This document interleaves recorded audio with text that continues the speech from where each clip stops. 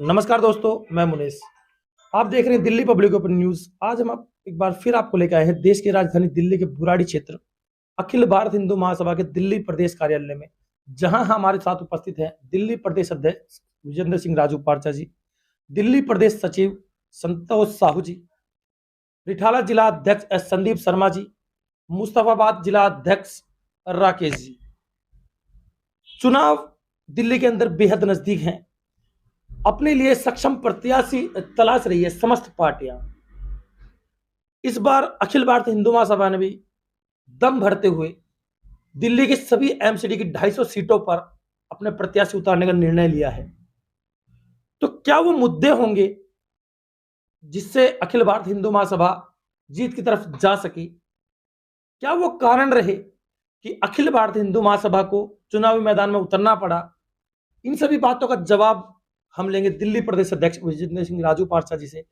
तो ज्यादा समय ना व्यर्थ करते हुए हम आपकी बात कराएंगे दिल्ली प्रदेश अध्यक्ष विजेंद्र सिंह राजू पार्चा जी से। नमस्कार सर, कैसे हैं? नमस्कार, धन्यवाद। सर्वप्रथम मैं आपके न्यूज़ चैनल का धन्यवाद करता हूं, दिल्ली पब्लिक ओपिनियन न्यूज़ का, कि आप हमेशा हिंदुत्व की और हिंदू महासभा की आवाज़ को बुलंद हौसले के साथ उठाते आए हैं। उसके लिए अखिल भारतीय हिंदू महासभा आपका धन्यवाद करती है। मुख्यमंत्री जी चिल्ला रहे हैं रोड के उसको मलबे के ढेर को लेके। अब चुनावी स्टंट 8 साल में आप लोग सत्ता में थे, क्या वो कूड़े का ढेर आज आपको दिखाई दिया है? 8 साल में पहले कभी नहीं दिखाई दिया। क्यों? ये एक चुनावी स्टंट है, ये आप भी समझ रहे हैं। जो हमारी जो दिल्ली की जनता इनसे बिल्कुल बहुत परेशान हो चुकी है, क्योंकि खासकर वो दलित समाज जिसने ये सोचा था कि ये झाड़ू जो है, इन्होंने कहा था कि हमारा झाड़ू लाओ और गंदगी हटाओ, ये नारे के साथ बुलंद हौसले नारे के साथ जो आम आदमी पार्टी दिल्ली में जो काबिज हुई, तो वो जो जो सबसे नीचा वर्ग जो है उसने सोचा था कि भाई हमारा मसीहा झाड़ू बन के जो आएगी और ये हमारी जो गंदगी को साफ करेंगे, हमारे देश को, हमारे दिल्ली क्षेत्र को साफ करेंगे और हमारा मसीहा बनेंगे, हमारी आवाज बनेंगे। तो आप देख सकते हैं कि दिल्ली के हालात किस तरह हैं। जब अन्ना हजारे आंदोलन से केजरीवाल जी उठे थे, दिल्ली की जनता ने हाथों हाथ लिया और उन्हें दिल्ली की सत्ता पर काबिज किया। तब से लेकर अब तक वो फ्री की चीजें देते आए हैं, जनता को अपनी तरफ खींचते आए हैं। अभी उनका एक इंटरव्यू आया था जिसमें उन्होंने कहा कि मैं जादूगर हूं और दिल्ली की जनता का दिल जीतना जानता हूं। तो कितना सत्य वचन उन्होंने बोला है, और क्या आपको लगता है कि वो एक बार फिर उनका जादू चलेगा? लगातार जो है चुनाव से पहले आम आदमी पार्टी हारती हुई दिखाई जाती है, परंतु एकाएक जीत दर्ज करके सामने आती है। तो क्या फिर उनका जादू चलेगा और फिर एमसीडी पर इस बार आपकी सरकार होगी? देखो जी, मैं आपको स्पष्ट कर दूं, मैंने अभी भी क्या कहा। वो जो जादू का पेड़ा था ना, जो गरीब लोगों को लगता था कि हमारा मसीहा अरविंद केजरीवाल के रूप में आएगा, जो अपने गुरु के ना रहे अन्ना हजारे जी को जिन्होंने एक बिल्कुल ही इस तरह कर दिया, तो वो दिल्ली के क्या होंगे? इतने 8 सालों में दिल्ली की जनता ने सब कुछ देख लिया है। दिल्ली की जनता त्राहिमाम कर रही है। वो चाहे कोई भी मसला हो, कहीं कोई तरक्की, कहीं कुछ नहीं हुआ, ये तो फ्री की रेवड़ी बांटने के चक्कर में लोगों को मूर्ख बना दे। अब जनता मूर्ख बनने वाली नहीं है, 1 से 1000 बार सुन लीजिए जी। लेकिन आम आदमी पार्टी के जो समर्थक हैं उनका कहना है कि 2024 में देश की प्रधानमंत्री की गद्दी पर काबिज होंगे केजरीवाल जी, और आप उनको एमसीडी में हारा हुआ बता रहे हैं। अखिल भारतीय हिंदू महासभा एक धार्मिक दल है या एक राजनीतिक दल है?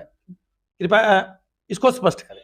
सबसे पहले तो मैं आपको एक स्पष्टीकरण दे दूं कि अखिल भारतीय हिंदू महासभा एक राजनीतिक पार्टी है, राजनीतिक दल है। दूसरा, केजरीवाल जी बड़ा चिल्ला रहे थे जब आपका पंजाब में सरकार इनकी नहीं थी। आज आप देख रहे हैं पंजाब में सरकार किनकी है? आम आदमी पार्टी की। वहां के हालात आप देख रहे हैं, पहले के मुकाबले 33% पोल्यूशन ज्यादा पंजाब में पराली जलाई जा रही है। आपकी सरकार कहां चली गई है? कहां मान साहब चले गए हैं? अब नहीं चिल्ला रहे आप रोडों पे। दिल्ली का पोल्यूशन देख लीजिए क्या हालात है।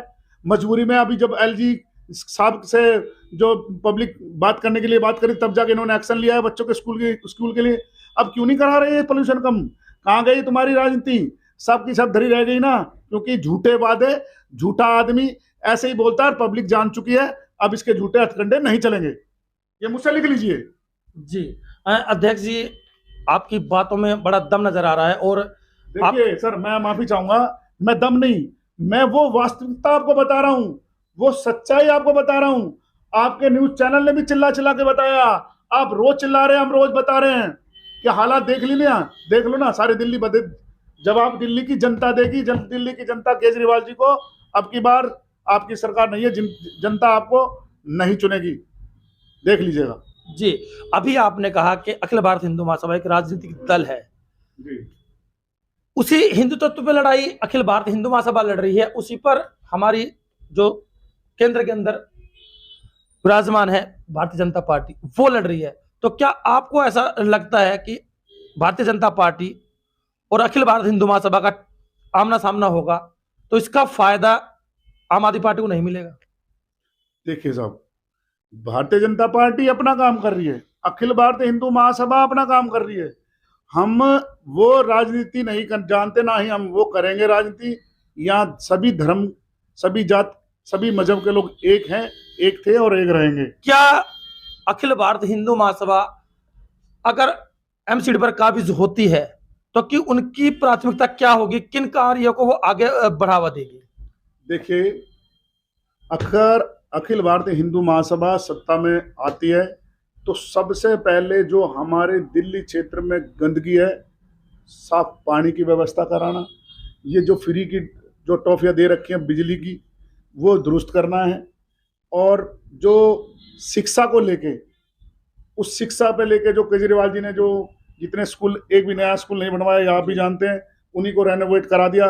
जो वास्तविकता जो काम करने हैं, सभी कार्य जो जो दिल्ली के लिए जरूरी है, वो काम सारी हिंदू महासभा करेगी। अध्यक्ष जी, अभी आपने कुछ समय पहले देखा कि दिल्ली के मुख्यमंत्री आवास पर जो आंगनवाड़ी महिलाएं हैं, कर्मचारी हैं, उन्होंने कई दिनों तक धरना प्रदर्शन किया, परंतु ना उनकी केंद्र सरकार ने सुनी, ना आम आदमी पार्टी ने सुनी। और जिस मुख्यमंत्री अरविंद केजरीवाल जी के निवास स्थान के सामने वो खड़े थे, बैठे थे, भूख हड़ताल पे थे, उन्होंने निर्णय लेते हुए कई महिला कर्मचारियों को निकाल दिया।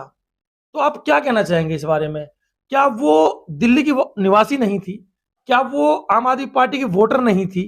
क्या दिल्ली की जीत में जब केजरीवाल जी दिल्ली सरकार पर काबिज हुए, क्या उन्होंने समर्थन नहीं किया था, उनको वोट नहीं दी थी? तो ऐसा क्यों कि दिल्ली सरकार ना उनकी बात सुनते हुए बल्कि उनको नौकरी से बर्खास्त कर दिया? क्या कहना चाहेंगे आप? अभी मैंने पहले भी आपसे एक बात कही थी, केजरीवाल जी सभी झूठे जो वादे करते आए हैं, उन्हीं वादों पर वो अटके रहे हैं। मैं आपको एक चीज सुनिश्चित कर दूं, जो हमारी माताएं बहनें, आंगनवाड़ी वर्कर, जो सुबह अपना घर परिवार छोड़ के कोरोना टाइम में भी उन्होंने पूरी पूरी अपनी नौकरी को जो है अपनी स्वच्छता से काम किया है, नौकरी करी है, काम करा है। कितनी महिलाएं, आप कह रहे कुछ दिन के लिए नहीं, महीने के लिए केजरीवाल के निवास स्थान के बाहर वो बेचारी भूखी प्यासी अपने बच्चों के साथ वहां पड़ी रही हैं। किसके लिए?